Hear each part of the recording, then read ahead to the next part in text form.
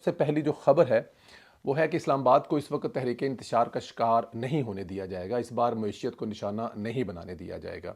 इस मकसद के लिए 22 नवंबर से इस्लामाबाद में रेंजर्स की तैनाती का फैसला कर लिया गया। रेंजर्स हर तरफ तैनात कर दी जाएगी और ज़रूरत पड़ने पर फौज भी बुलाई जा सकती है।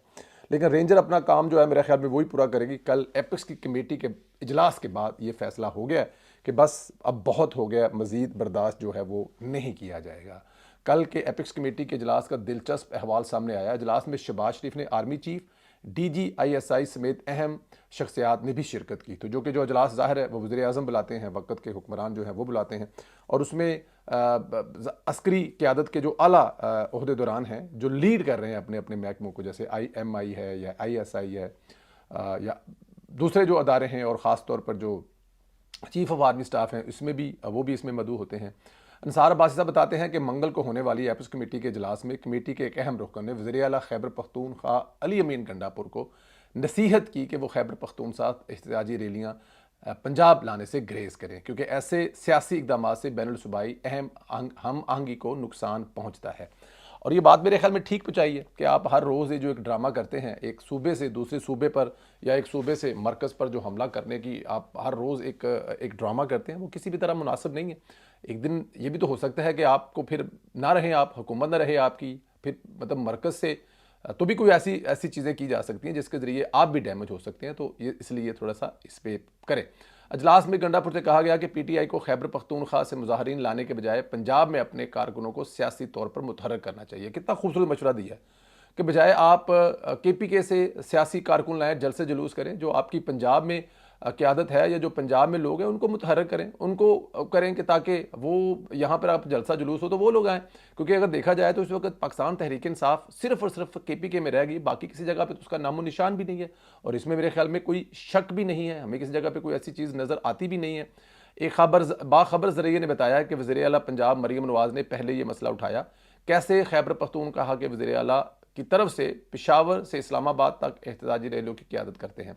उन्होंने निशानदेही की कि ऐसे एहतजाज से जानो माल का नुकसान होता है। मरीम नवाज़ की तनकीब के जवाब में वज़ीर आला खैबर पख्तूनख्वा अली अमीन गंडापुर ने PTI खुसूसन पंजाब में दरपेश मुश्किलात के बारे में बात की।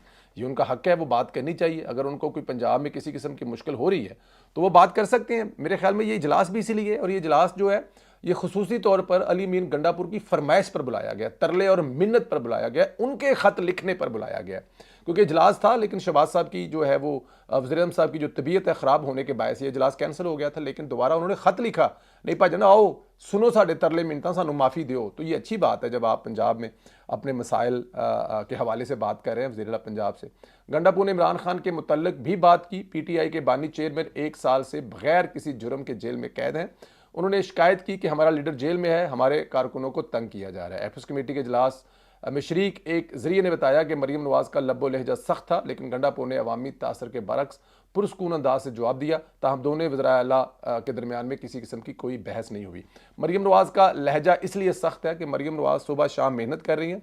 मरीम नवाज़ अपने सूबे के लोगों के लिए हर वो कदम उठा रही हैं जो सूबे में ज़रूरत है, चाहे वो सेहत के हवाले से, चाहे वो ट्रांसपोर्ट के हवाले से है, चाहे वो स्मोक के हवाले से, चाहे वो अमन अमान के हवाले से। किसी भी ऐसे शोबे में मरीम नवाज़ आपको पीछे नज़र नहीं आ रही। और गंडापुर साहब हैं, हर दूसरे दिन हर तीसरे दिन वहाँ से एक जुलूस लाकर, वहाँ से एक धरना लाकर उस सारे निज़ाम को ख़राब करना चाहते हैं। खुद वो कुछ कर नहीं रहे, तो इसलिए जो बाहर उनका एक लोगों के सामने रवैया होता है वो एक और होता है, लेकिन अंदर सुना है वो भीगी बिल्ली बन के बैठे रहे और मरीम नवाज़ उन पर हावी रही है। लेकिन अच्छी चीज़ ये है कि उन्होंने ये बात सुनी है और अपना जो मैसेज है वो अवाम जो ऊपर तक पहुँचाया है, और उनका मैसेज पहुँचा है कि ਤੁਹਾਡਾ लीडर ਜਿਹੜਾ है ना वो कुछ शौक नाल अंदर नहीं किया आया, चोरी चकारी के चक्कर च अंदर है। तो चोरी चकारी के चक्कर में जो अंदर है उस लीडर का हम क्या कर सकते हैं, उसने चोरी चकारी की है। ज़राए ने क्यास किया कि गंडापुर सुकून थे, लेकिन इसमें तो कोई शक नहीं है। और उनका जो सख्त लब्बो लहजा भी इख्तियार नहीं किया, क्योंकि वज़ीर दाखिला मोहसिन नकवी साथ बैठे थे। वज़ीर ने नकवी और गंडापुर की कुर्बत का मुशाहदा करते बताया कि उन्हें लग रहा था कि पसे पर्दा कुछ हो रहा है। यानी गंडापुर मोहसिन नकवी के साथ बैठा था ताकि कोई डील की बात कर सके, डील का कोई रास्ता निकाल सके।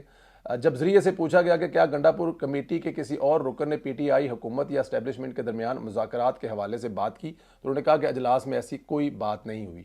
ताहम ज़राए ने यह बताया कि दोनों वज़ीर आला की जानिब से अपनी बात कहे जाने के बाद एपिक्स कमेटी के अहम रुकन ने गंडापुर को नसीहत की कि KPK से पंजाब में एहतजाजी रैलियाँ लाने से बैनुल सूबाई हम आहंगी को नुकसान हो सकता है, इसलिए इस किस्म के जो आप हरकतें करते हैं इससे बाज आ जाए। अब अहम कौन है वो आप समझ जाए। अब आपको वो बताया ना भी बताएं तो आपको समझ लगे कि सबसे अहम कौन बैठा हुआ था वहाँ पे। वज़ीर साहब बैठे हुए थे और उनके बाद कौन सा अहम बंदा था वहाँ पर बैठा हुआ, और किसकी मतलब कि अहमियत का आप अंदाज़ा लगा सकते हैं। कौन है ये बात उनको समझाने वाला। वज़ीर को बताया कि नसीहत की कि पीटीआई को चाहिए कि पंजाब से अपने वोटर्स को, और ये बात ठीक है, और पंजाब से जो उनको लोगों को लाने के लिए बात की जा रही है वो ठीक है। देखें, पंजाब में अगर आपकी पार्टी के लोगों को मसाइल हैं तो उसका हल ढूंढें, अपने लोगों से कहें कि वो पेश हो जाए। उन्होंने जुर्म किया है और जिन जुराइम से बच, अब देखें आपके जो लीडर सरफराज चीमा साहब हैं, एजाज चौधरी साहब हैं, और जो दूसरे लोग जेल में है वो जेल काट रहे हैं। ये जेल देखें, सियासतदान के लिए जेल जो है वो एक हिस्सा होता है। अब भागे हुए जो हैं, जो मियाँ असलम साहब हैं या हमाद अजहर साहब हैं या इस तरह जो और जिन लोगों की मुश्किलात का आप जिक्र कर रहे हैं, कल को जब वो अवाम में आते हैं तो वो क्या मुंह दिखाएंगे कि किस डर से भागते रहे, कैद से भागते रहे। वो कैद तो सियासतदान के लिए, वो क्या कहते थे शेर शीद कि जेल जो है मेरा वो मेरा मैका है कि ससुराल है, ये क्या है। तो इसमें तो इतनी कोई बड़ी बात नहीं है। ये तो खुदा मौका देता है एक सियासतदान को। इमरान खान साहब को भी मौका मिल गया ना। इमरान खान साहब ने कभी जेल नहीं देखी थी। आपको याद है माजी में वो पुलिस से भागकर अपनी बहनों को घर पे छोड़कर दीवार फलांग कर भाग गए थे। तो इसलिए मेरे ख्याल में इससे कोई इतनी घबराने वाली बात नहीं है। इससे कोई इतना जिसे कहते हैं ना कि वो एडा लम्मा पैन वाली गल कोई नहीं है। पेश हो जाओ, पेश हो के भूतो।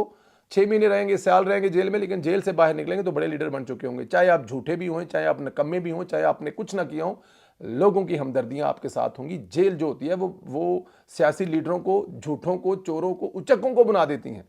चोर उचक्का कातिल भी 10 साल के बाद बाहर आता था, लोग उसमें कहते हैं बड़ी जेल कट के आया, और आप लोग भागे हुए हैं। और फिर मुश्किलात का जिक्र किया जा रहा है। आपकी मुश्किलात, आपकी क्या मुश्किलात है? हाँ, किसी वर्कर की मुश्किलात है तो वो ज़रूर हल होनी चाहिए, क्योंकि वर्कर सब पार्टियों के एक जैसे होते हैं। वो अपने लीडर और कायदीन के लिए इस हद तक आगे नहीं जाना चाहिए जिस हद तक तहरीक इंसाफ का वर्कर जाता है, आग लगाना चाहता है, मुल्क जलाना चाहता है, वहाँ तक नहीं। लेकिन एक जो जेन्युइन वर्कर होता है उसकी मुश्किलात का अंदाज़ा होना चाहिए और वो दूर करनी चाहिए।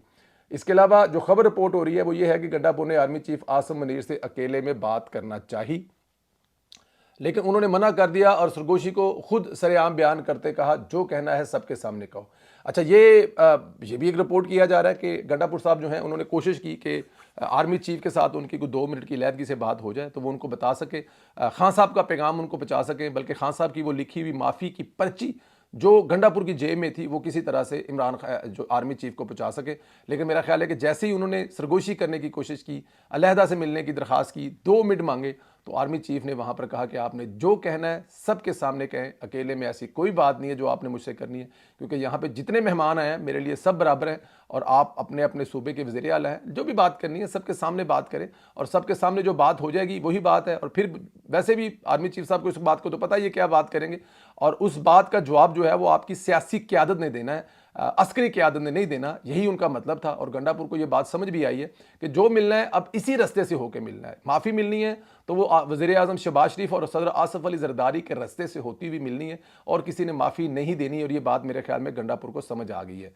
इधर शेर अफजल मरवत बुशरा बीबी से मुतल्लक कह रहा है कि वो तहरीक इंसाफ नहीं चला पाएंगी, हम पार्टी चलाएंगे। शेर अफजल मरवत ने कहा कि बुशरा बीबी ने सिर्फ पैगाम रसानी का काम किया है, इसके अलावा वो अमली तौर पर सियासत में शामिल नहीं हुई हैं। शेर अफजल मरवत बुनियादी तौर पर कहना चाह रहा है वो किसी सूरत में हमें डिक्टेट नहीं कर सकती और इस्लामाबाद नहीं आएंगी। अच्छा, अब देखें इसमें भी 2 राय हैं। शेर अफजल मरवत साहब अगर ये बात कह रहे हैं कि वो इस्लामाबाद नहीं आएंगे तो क्यों कह रहे हैं भाई? वो उनका हस्बैंड है, उनके हस्बैंड के लिए एक तहरीक चल रही है। अगर इमरान खान की बहनें जो हैं वो पिछले धरने में या पिछले जो SOC पर आ सकती है तो उनकी बीवी क्यों नहीं आ सकती? आप उनको आने से तो मना नहीं कम से कम कर सकते। ये उनका हक है, ये उनका राइट है कि उनका हस्बैंड जेल में है और वो घर पे बैठी हुई है। अगर वो आना चाहती हैं, जहाँ तक लीड करने की बात है, जहाँ तक पार्टी चलाने की बात है, जहाँ तक आपको डिक्टेट करने की बात है, तो वहाँ तक शेर अफजल मरवत साहब ये बात कर सकते हैं।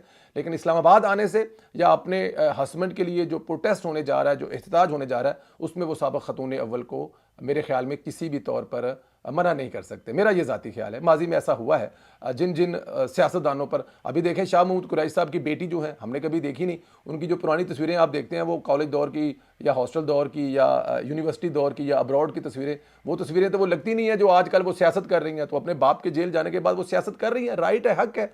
और अगर वो करना चाहती हैं बुशरा बीबी तो वो भी उनका राइट है, हक है। बट एनी हाउ ये इंटरनल प्रॉब्लम है पाकिस्तान तहरीक इंसाफ का, शेर अफजल मरवत का जिनको एक बहुत बड़ा डर है, खौफ है कि पाकिस्तान तहरीक इंसाफ में सिर्फ वही क्राउड पुलर है, उसके अलावा कोई नहीं है। और ये उस बात ये इस बात का बरमला वो इजहार भी करते हैं, इसमें कोई शक भी नहीं है। पाकिस्तान तहरीक इंसाफ को शेर अफजल मरवत को इस्तेमाल करना चाहिए। और यही बात जो एपेक्स कमेटी है उसमें भी कहा गया कि अपने कारकुनों को बाहर लाएं, पंजाब के कारकुनों को मुतहर्रिक करें, और जो मुतहर्रिक करने वाले हैं उनको ढील दें, मामला ठीक हो जाएंगे आपके। राइट है, हक है सियासी जमात का, सियासी कारकुन का, वो मिलना चाहिए। आप लोगों के ख्याल में क्या शेर अफजल मरवत की बात ठीक है, इस्लामाबाद नहीं आना चाहिए बुशरा बीबी को?